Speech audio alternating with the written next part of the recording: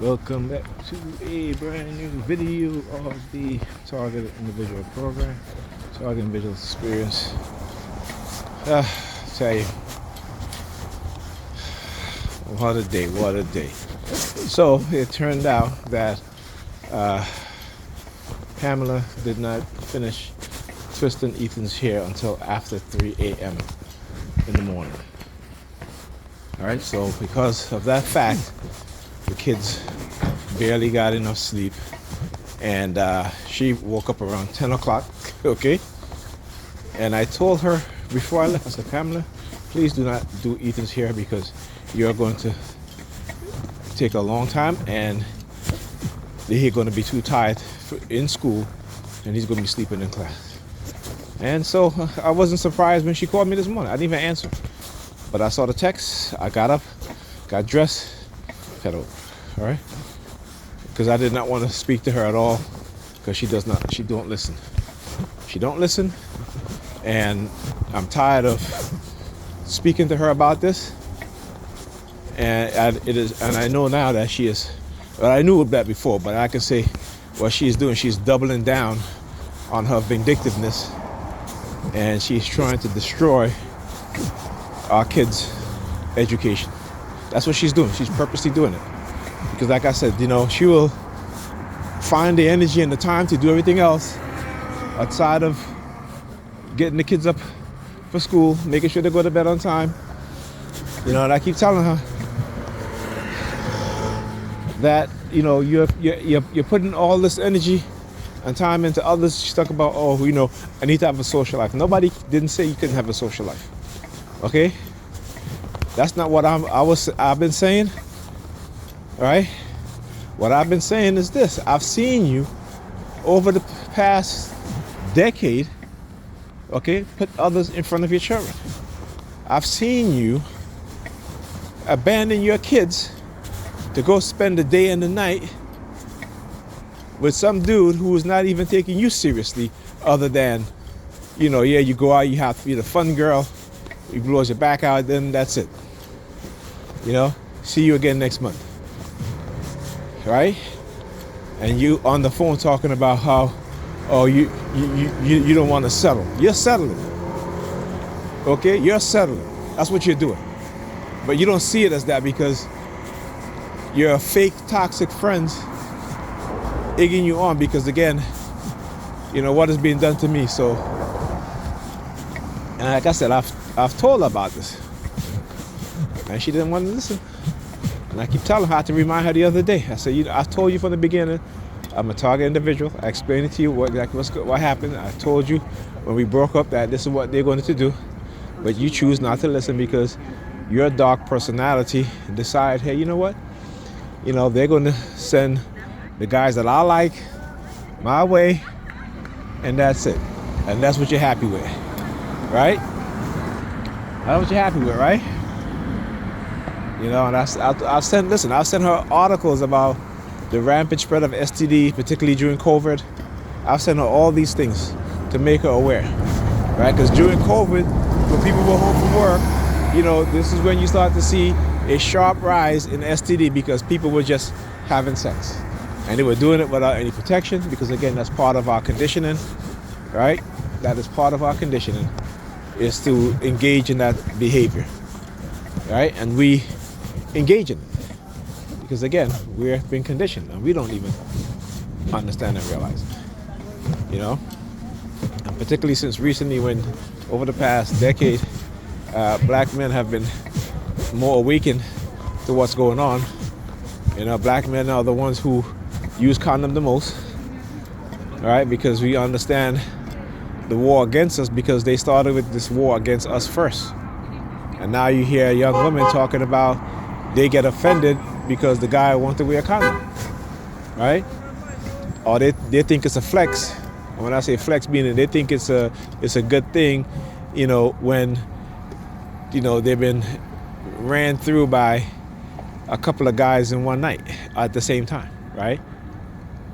Right? They don't think that, I heard a woman say that, if you sleep with a guy with a condom, then that's not a body, what they call a body, right? Meaning that, they had sex with us. So they're considered the number of partners you have sex with doesn't count if you're wearing a condom, right? This comes out of a woman's mouth, right? And she's not the only one. This is what they're telling each other.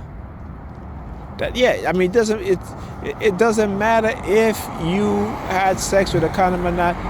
That's still a person you had sex with. And the more people you had sex with, the more difficult it gets for you, particularly as a woman, and as for women, to bond with a person to have a long-term serious relationship. See, this is the things that your parents never teach you. This is the thing that those within the society don't teach you. The doctors don't teach you. The psychiatrists don't teach you. Why? Because corporate interests, corporation controls these individuals, these people, right? Over 70% of psychiatrists in America are in the pockets of the corporation, right? Meaning that the corporation pay them in some way, whether it be for speaking engagement, whether it be paying their lunch, their dinner, all that stuff, right? To push their agenda of creating a pill society, a society that is diagnosed with there's over like 5,000 mental illness that they classify, 500 mental illness that they classify, and they have drugs for all of them, right? You know, I was watching again another video of Bobby Herman, and he was talking about, the religious institution, how prior to 1980, the church wasn't doing this whole prosperity gospel thing. I mean, you might have had a few televangelists like Benny Hinn and what's his name? The older Southern evangelist. I forgot his name. But anyway, so they were very few, right? Now that's all that they do now. He talks about how I actually went and got the document, at least some of the documents. He talks about the elites that rule and continue to rule. He talks about how they shifted from a religious base to more scientific base. And there's a document, it's called Knowledge is Power, right? So if you look it up, it's called the Coptic knowledge, the Coptic knowledge of power.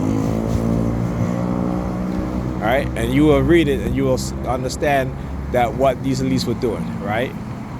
How they were positioning scientists, those who have, these white supremacists from a scientific background. So you start to see the rise of, particularly, the definition and classification of the human species in the creation of so-called races. And they were using false science, right? And elevating themselves and giving those individuals a higher position within the society, right? And this is what they do today, right? So we see today also, okay? And we think that things change. It's just that we don't know about these things. And like I said, it's very important that we, particularly as a black person, that, people like I said, that I've talked about before, Bobby Hermit, Dr. John Henrik Clarke, Dr. Yosef Ben Jacobin, and many others, and Dr. Ray Higgins, right? Dr. Francis Cress Wilson, Dr. Amos Wilson, Dr. Francis Cress Weston, I should say, Dr. Amos Wilson, Frank Fanon. These individuals, is who black people should be reading about, reading their works, including our children, right? And on top of that, getting our kids, excuse me, and developing a highly technical mind, right? Not a believing mind, but a highly technical mind, a mind based on having some common sense, having a scientific mindset instead of a religious believing based mindset, a mindset that they want to know and seek knowledge and have knowledge instead of just believing, Right? This is what we need to do for our kids going forward. Okay? I don't know what it's going to take, man, but it's going to get a whole lot worse. And maybe it won't even get better for us until, we as adults really start to pay attention to what's going on and take it much more seriously. Anyhow, I'll talk to you guys in the next video.